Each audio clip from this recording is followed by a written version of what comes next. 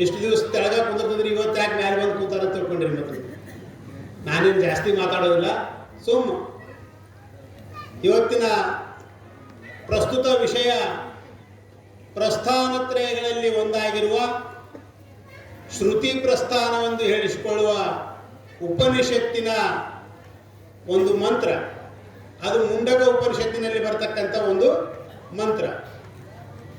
ಯಥೋರ್ಣನಾಭಿ ಸೃಜತೆ ಗೃಹ್ಣತೆ ಚ ಯಥಾ ಪೃಥಿವ್ಯಾಮೋಷಧಯ ಸಂಭವಂತಿ ಯಥಾ ಪುರುಷಾತ್ ಕೇಶರೋಮಾನಿ ತಥಾ ಅಕ್ಷರಾತ್ ಸಂಭವತೀಹ ವಿಶ್ವಂ ಅಂತ ಇದು ಪೂರ್ಣ ಮಂತ್ರ. ಈ ಪೂರ್ಣ ಮಂತ್ರದ ಅರ್ಥ ಏನು ಅಂತ ಕೇಳಿದ್ರೆ, ಯಾವುದೇ ಒಂದು ತಿಳಿಯಲಾರದಂಥ ವಿಷಯವನ್ನು ನಾವು ತಿಳಿಸ್ಬೇಕಂದ್ರೆ ಮೊದಲು ಏನು ಮಾಡ್ಬೇಕಂದ್ರೆ ಉದಾಹರಣೆಯನ್ನು ಹೇಳಬೇಕು. ನಾವು ಆ ಉದಾಹರಣೆಯನ್ನು ಹೇಳಿ ನಂತರ ಅದನ್ನು ನಾವು ತಿಳಿಸಿದ್ರೆ ಸರಿಯಾಗಿ ತಿಳಿತೇವೆ, ಹೌದಿಲ್ಲ? ಅದೇ ರೀತಿಯಾಗಿ ಇಲ್ಲಿ ಈ ಮಂತ್ರದಲ್ಲಿ ಏನು ಮಾಡಿದ್ದಾರೆ ಅಂದ್ರೆ ಮೊದಲು ಕೆಲವೊಂದು ಉದಾಹರಣೆಗಳನ್ನು ಕೊಟ್ಟಿದ್ದಾರೆ.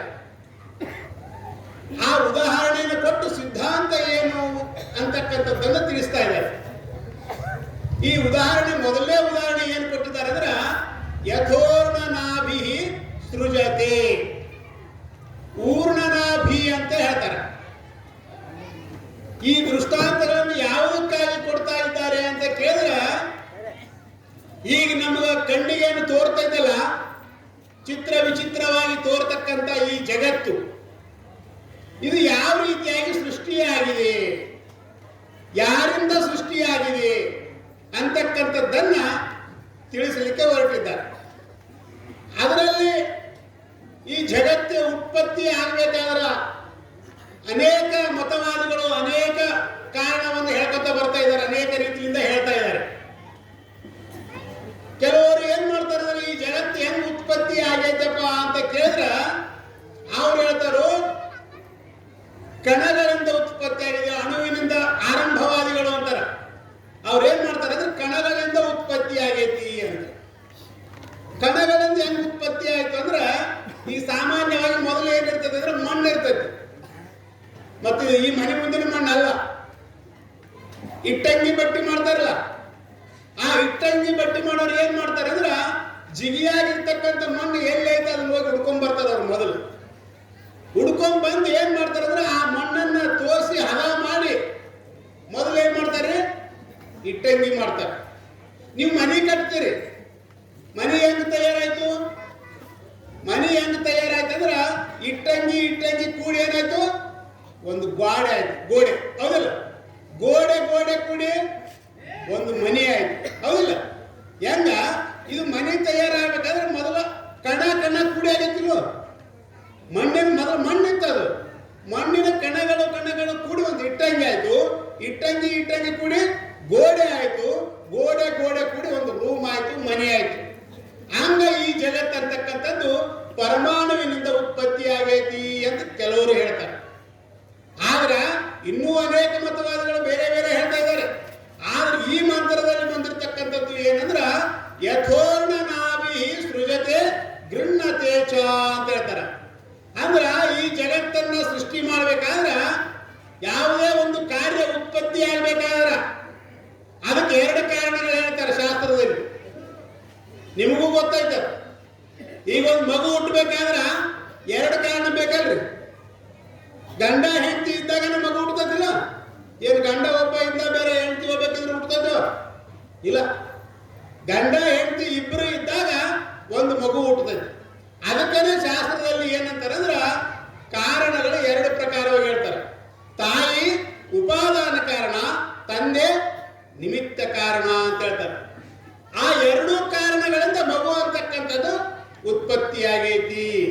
ಹಂಗ ಈ ಜಗತ್ತು ಉತ್ಪತ್ತಿ ಆಗ್ಬೇಕಾದ್ರ ಉಪಾದಾನ ಕಾರಣ ಏನು, ನಿಮಿತ್ತ ಕಾರಣ ಏನು ಅಂತ ಕೇಳಿದ್ರೆ ಅಲ್ಲಿ ಹೇಳ್ತಾರ ಆ ಪರಮಾತ್ಮ ಏನಿದಾನಲ್ಲೇ ಅಕ್ಷರಾತ್ ಸಂಭವತೀಹ ವಿಶ್ವಂ. ಇಲ್ಲಿ ಕೆಲವೊಂದು ದೃಷ್ಟಾಂತಗಳನ್ನು ಕೊಟ್ಕೊಂತ ತಥಾ ಈ ದೃಷ್ಟಾಂತಗಳಂತೆ ಅವು ನಾವು ಅಷ್ಟು ಹೇಳಕ್ ಹೋಗೋದಿಲ್ಲ. ಯಾಕ ನಾವೇ ಮಾತಾಡ್ಕೊತ ಕೂತ್ರೆ ಕರೆಸಿದವರೆಲ್ಲ ಸುಮ್ ಕುಂತು ಏನಪ್ಪ ನಮ್ಮ ಕರೆಸಿ ಅವರ ಮಾತಾಡ್ಕೊತ ಕೂತ್ರೆ ನಂಗೆ ಆಗ್ತದೆ. ಆದ್ದರಿಂದ ಸೋಮ ಪ್ರಾಸ್ತಾವಿಕವಾಗಿ ಎರಡು ಮಾತು ಆಡ್ರಿ ಅಂತೇಳಿ ಬಹಳಷ್ಟು ಸ್ವಾಮೀಜಿಯವರು ಒತ್ತಾಯ ಮಾಡೋದಕ್ಕಾಗಿ ಹೇಳ್ತಾ ಇದ್ದೀನಿ.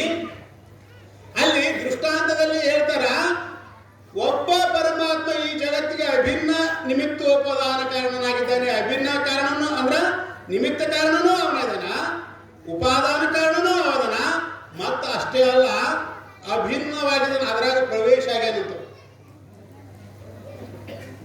ಅಭಿನ್ನ ನಿಮಿತ್ತ ಉಪಾದಾನ ಕಾರಣ ಪರಮಾತ್ಮನಿದ್ದಾನೆ ಅಂತ ಹೇಳ್ತಾರ. ಅದು ಹೆಂಗ ಅಂದ್ರೆ ಇಲ್ಲಿ ಮೊದಲನೇ ದೃಷ್ಟಾಂತವನ್ನ ಕೊಟ್ಟಿದ್ದಾರೆ. ಯಥೋರ್ಣ ನಾಭಿ ಸೃಜತೆ, ಊರ್ಣ ನಾಭಿ ಅಂತಾರ. ಊರ್ಣ ನಾಭಿ ಇದು ಸಂಸ್ಕೃತ ಶಬ್ದ. ಅದನ್ನು ನಿಮ್ಮ ಭಾಷೆಯಲ್ಲಿ ಹೇಳ್ಬೇಕಂದ್ರೆ ಜೇಡರ ಹುಳು ಅಂತಾರಲ್ಲ, ಮನೆ ಮೂಲೆಗೆ ಅಲ್ಲೆಲ್ಲೆಲ್ಲಿ ಜಾಡಪರಿ ಹಿಡಿದಿರ್ತೈತಿ, ಗೊತ್ತಿಲ್ಲ ಜಾಡಪರಿ ಹಿಡಿದಿರ್ತೈತಿ. ಅದು ಆ ಜಾಡಪರಿಯನ್ನ ಎಣಿಬೇಕಾದ್ರ ಅದು ಆ ಬಲೆ ಎಣಿಬೇಕಾದ್ರೆ ಅದು ಎಳೆಗಳಿರ್ತಾವ. ಆ ಎಳೆಗಳನ್ನು ಎಲ್ಲಿಂದ ಹೊರಗಿಂದ ತನ್ನದು ಇಲ್ಲ, ತನ್ನ ಶರೀರದಿಂದನೇ ಬಿಡುಗಡೆ ಮಾಡಿರ್ತವೆ. ಹೌದು, ಮತ್ತೆ ಅದಕ್ಕೆ ಹೆಂಗ್ ಎಣಿಬೇಕು, ಹೆಂಗ್ ಎಣಿದ್ರೆ ಅದು ನೊಣಗಳು ಸೊಳ್ಳೆಗಳು ಬಂದು ಕುದುರ್ತಾವ, ಅದಕ್ಕೆ ಜ್ಞಾನ ಐತಿ, ತಿಳುವಳಿಕೆ ಐತಿ, ತನ್ನ ಬುದ್ಧಿಯಿಂದ ನಡೆದ. ಹಿಂಗ ಅಲ್ಲಿ ನೂಲನ್ನ ಎಳೆಯನ್ನ ತನ್ನಿಂದನೇ ಉತ್ಪತ್ತಿ ಮಾಡಿದೈತಿ, ಆದ್ರಿಂದ ಉಪಾದಾನ ಕಾರಣ ಅಂತ ಹೇಳ್ಕೊಳ್ತೈತೆ. ಮತ್ತೆ ಅದು ಹೆಂಗ್ ಎಣಿಬೇಕಂತೇಳಿ ಅದು ಜ್ಞಾನ ಐತಲ್ಲ, ಹೌದಿಲ್ರಿ?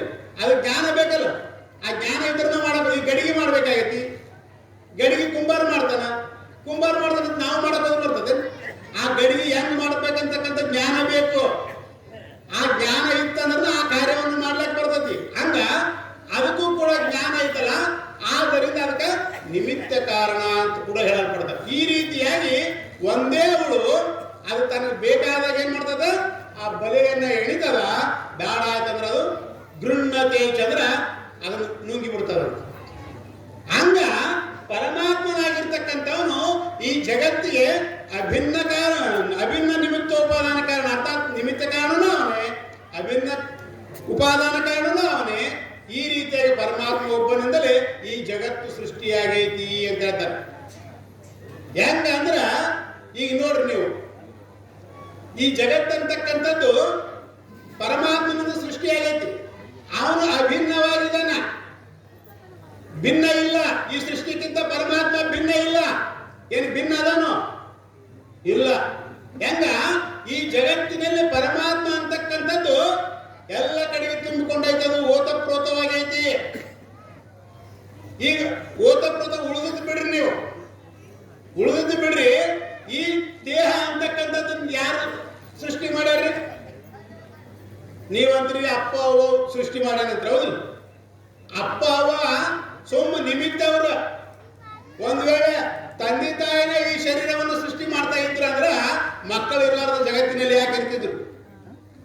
ಒಂದ್ ವೇಳೆ ಅವರು ಸೃಷ್ಟಿ ಮಾಡ್ಕೊತಿದ್ರು ಅಂದ್ರ ಗಂಡು ಬೇಕಾದ್ರೆ ಗಂಡು, ಹೆಣ್ಣು ಬೇಕಾದ್ರೆ ಹೆಣ್ಣು, ಸುಂದರವಾಗಿ ಸೃಷ್ಟಿ ಮಾಡ್ಕೊಳ್ತಿದ್ರು. ಕುರುಪಿಗಳನ್ನ ಯಾಕೆ ಸೃಷ್ಟಿ ಮಾಡ್ಕೊತಿದ್ರು? ಆದ್ದರಿಂದ ತಂದೆ ತಾಯಿಗಳ ಕೈಯಲ್ಲಿ ಏನಿಲ್ಲ, ಎಲ್ಲರನ್ನು ಸೃಷ್ಟಿ ಮಾಡಿರ್ತಕ್ಕಂಥವನು ಪರಮಾತ್ಮ ಇದ್ದಾನೆ. ಆದ್ದರಿಂದ ಈ ದೇಹವನ್ನ ಸೃಷ್ಟಿ ಮಾಡಿ ಆ ಪರಮಾತ್ಮ ಇದರಲ್ಲಿ ಪ್ರವೇಶ ಆಗ್ಯಾನಂತಾವ. ಯಾಕೆ ಪ್ರವೇಶ ಆದಂದ್ರೆ ಎಲ್ಲಿಂದ ಪ್ರವೇಶ ಆದ? ಹೆಂಗ ನೀವು ಮನೆ ಕಟ್ತಿರಲ್ಲ, ಮನೆ ಕಟ್ಟಿ ಮನೆ ಒಳಗೆ ಪ್ರವೇಶ ಮಾಡ್ತಾರೆ. ಎಲ್ಲಿಂದ? ಬಾಗಲಿಂದ, ಕಿಟಕಿಲಿಂದ, ಬಾಗಲಿಂದ ಪ್ರವೇಶ ಮಾಡ್ತಾರೆ. ಹಂಗ ಇಲ್ಲಿ ದ್ವಾರಗಳು ಸಾಕಷ್ಟು ಅದಾವು. ನವದ್ವಾರ ಪುರೇ ದೇಹ ಅಂತ ಹೇಳ್ತಾರ. ಈ ದೇಹಕ್ಕೆ 9 ದ್ವಾರಗಳದಾವು.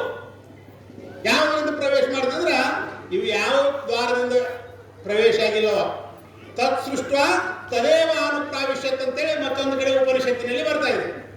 ಈ ಪರಮಾತ್ಮ ಇದನ್ನು ದೇಹವನ್ನು ಸೃಷ್ಟಿ ಮಾಡಿ ವ್ಯವಹಾರ ಏನು ನಡೆಯಲಿಲ್ಲ ಅಂದ ಕೂಡಲೇ ನಡುನೆತ್ತಿಲಿಂದ ಪ್ರವೇಶ ಆಗಿದ್ದಾನೆ.